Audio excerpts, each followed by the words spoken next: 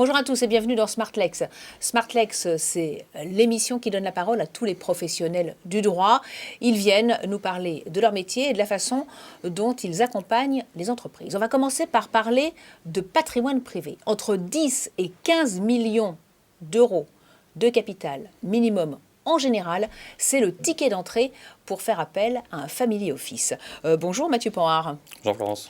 Vous êtes président, cofondateur, responsable des investissements de Pulse Neo Family Office. Ce qu'on peut dire, c'est que les family office ne connaissent pas la crise.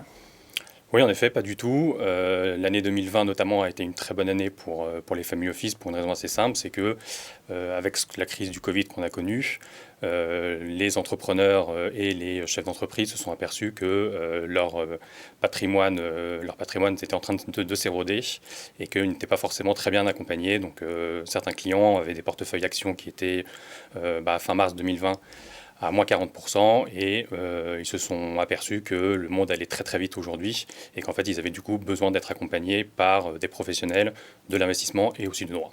Alors, quand on pense family office, on pense gestionnaire de grande fortune, gestionnaire de patrimoine. Vous êtes un acteur un peu atypique sur le marché puisque vous avez fondé un service digital.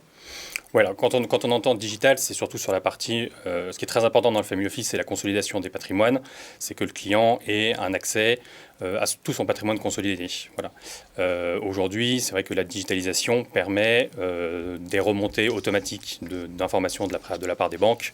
Et en fait, le côté digital, il est surtout présent via ce canal-là. Ça nous permet en fait d'avoir en temps réel pratiquement l'évolution du patrimoine d'un client, sachant qu'en plus, le digital nous permet d'avoir un coffre-fort digital pour nos clients et également, on peut faire aussi tout ce qui est projection financière et aussi projection patrimoniale. Voilà, donc c'est vrai que la technologie nous aide là-dessus, mais l'humain reste quand même extrêmement important.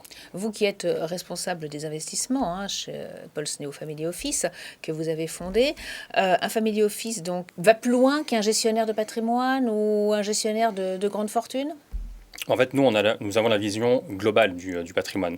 Donc, en fait, on s'occupe de superviser les différents gérants dans les différentes banques. Et en fait, ça nous permet d'avoir une vision, comme je vous l'ai dit, globale du patrimoine, ce qui nous permet de faire des arbitrages entre les différentes banques si jamais il y a besoin. Voilà, un gérant, lui, il a son portefeuille qu'il gère selon sa propre stratégie. Nous, on arrive en ayant la vue globale, à faire des arbitrages en fonction du contexte économique et aussi du contexte tout simplement du client. Alors justement, dans le contexte économique actuel, quelles sont les demandes des clients ? Est-ce qu'avec le Covid, il y a cette volonté de donner un petit peu plus de sens à ces investissements ? Alors c'est vrai que c'est quelque chose qu'on remarque depuis, ça s'est vraiment accéléré depuis un an, la partie impact et donner du sens à ces investissements.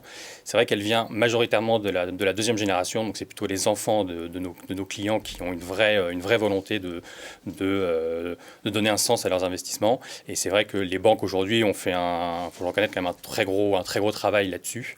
Et je pense que cette lame de fond devrait continuer dans les prochains mois, dans les prochaines années. Merci beaucoup Mathieu Panhard et on continue de parler de Family Office dans un instant.